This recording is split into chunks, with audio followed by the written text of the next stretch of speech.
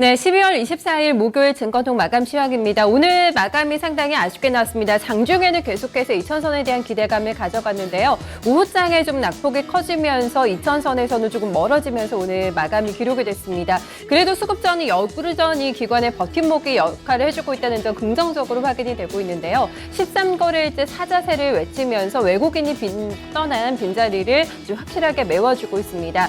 하지만 어떤 배당액에 인한 계절적인 요인이 강하다라는 점 시장에서는 얘기하고 있는데요. 앞으로의 기관의 행보 주목하면서 지수 움직임 점검을 해봐야 될 것 같습니다. 마감 결과 함께 체크해 보시죠.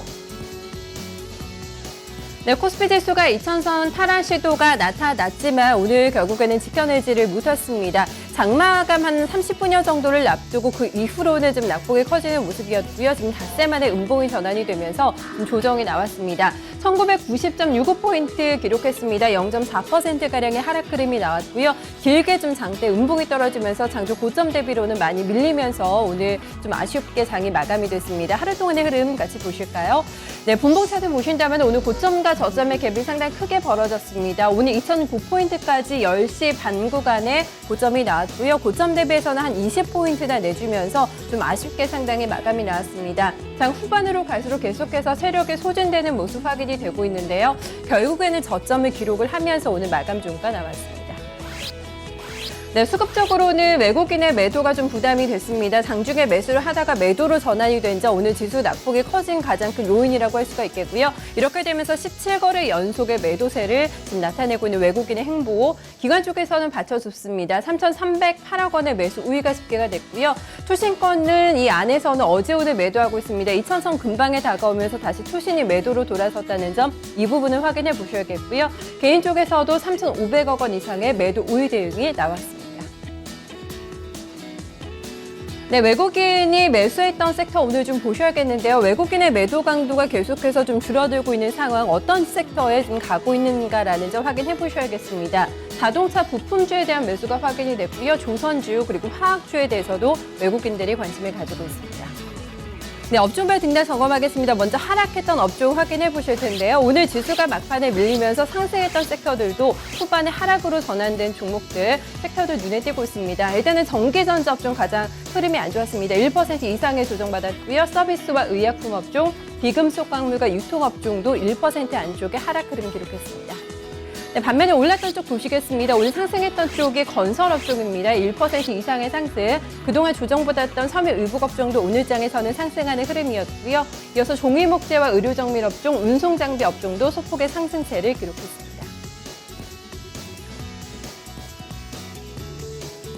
네, 오늘 장에서는 경기 민감주들이 선전했다는 점을 한번 눈여겨보실 필요가 있겠는데요. 이번 주에 연일 좀 이어지고 있는 어떤 그런 특징이라고 할 수가 있겠습니다. 그 안에서도 본다면 건설과 조선, 기계 섹터, 오늘 세 섹터가 강했고요. 오늘 미래에셋증권 발표가 나왔죠. 대우증권을 품매하는 미래에셋증권이 주인공으로 당첨이 되면서 증권주도 오늘 강한 상승세가 나타났습니다. 종목들 먼저 점검하겠습니다. 두산인프라코어가 공작기계 매각 소식이 나오면서 오늘 강세 흐름을 나타냈습니다. 두산중공업도 오늘 흐름이 좋았는데요.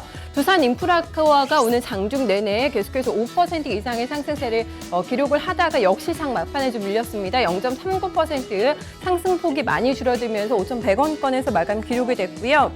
건설주 같은 경우에는 어닝 쇼크에 대한 우려감이 살아 있습니다. 조선과 건설 대표적인 섹터라고 할 수가 있겠는데요. 하지만 그럼에도 불구하고 최근에 수급적으로 좋은 흐름이 나타나면서 종목들 상승하고 있습니다. 오늘 대림산업의 주가 점검해 보신다면은 1% 이상의 상승으로 68,000원권을 기록했고요.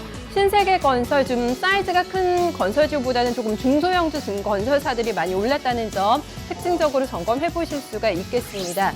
신세계건설 주가 5% 넘는 강세권으로 42,500원에 마감을 기록했습니다.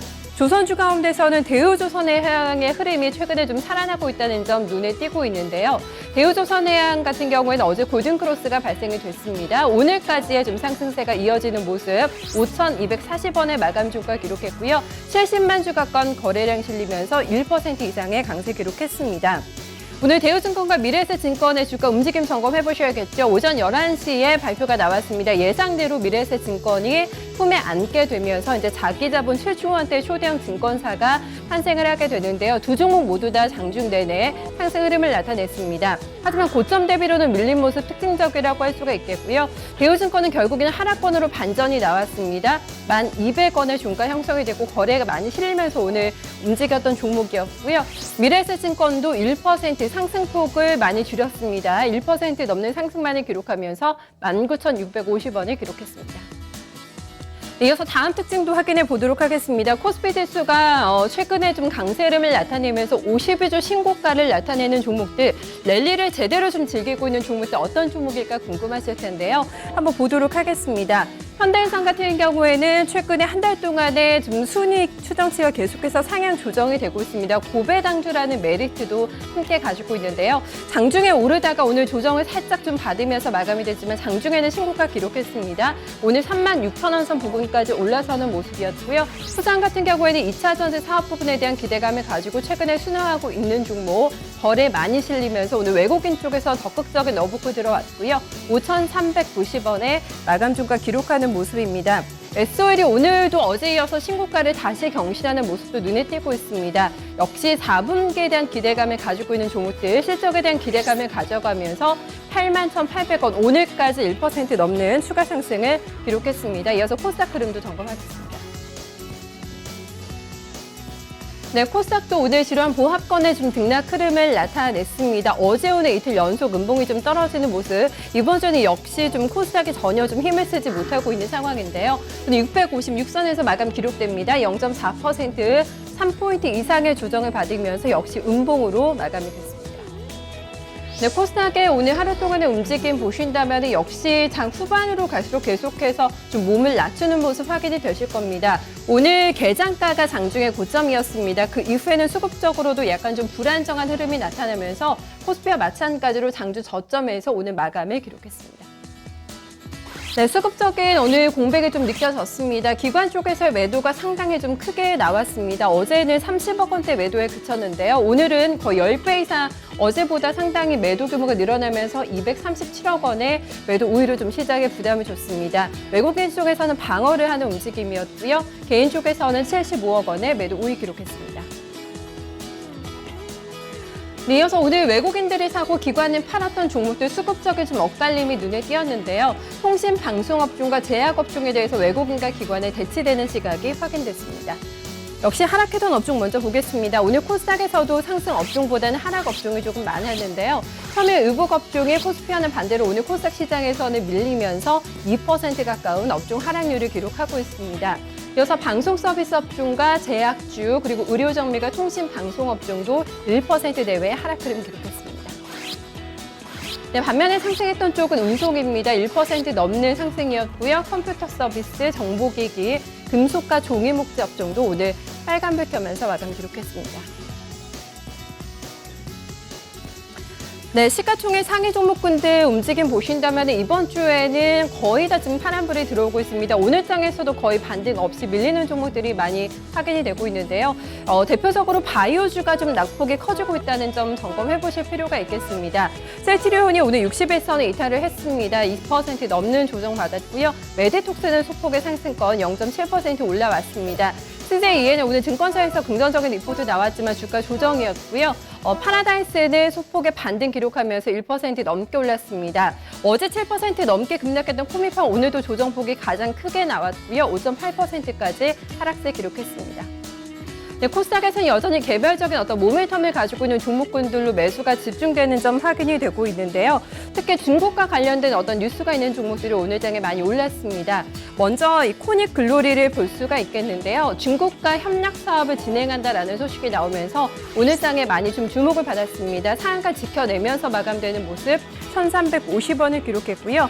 신재생 에너지 관련주들이 오늘 장에도 달렸습니다. 테라셈, 비아적이 국내 시장에 진출한다는 소식이 나오면서 오늘 많이 오르다가 역시 또 운봉으로 전환이 되면서 마감이 되었고요. 어제 잠시 상한가 행진이 중단이 됐던 용현BM이 오늘 장에서는 다시 좀 상한가로 올라가는 모습도 상당히 인상적이라고 할 수가 있겠습니다. 용현BM과 관련해서 현진 소재도 같이 오름세를 기록했고요. 용현BM의 종가 확인해 보도록 하겠습니다. 네, 신재생 에너지주들 움직임 좀 잘 살펴보셔야겠는데요. 용현BM 최근의 특징주입니다. 오늘 다시 매수세가 붙으면서 상한가로 장 막판에 올라왔다는 점 눈에 띄고 있습니다. 그래서 선물시장 움직임도 점검을 해보도록 하겠습니다. 현재 지수 진행되는 상황 같이 확인해 보시죠. 네, 선물지수 오늘 242선에서 움직이고 있습니다. 0.9%의 하락, 1.8포인트가량 조정받고 있고요. 현 선물시장 모두 다 부진한 움직임 확인이 되고 있습니다. 선물장에서는 외국인들이 그동안 강력한 매수 주체로 나서줬습니다. 오늘 장에서도 매수가 확인되고 있고요. 개인 쪽에서도 900계약 이상의 매수 우위가 나타나고 있습니다. 기관 쪽에서만 3,000계약 이상의 매도 우위 기록되고 있습니다.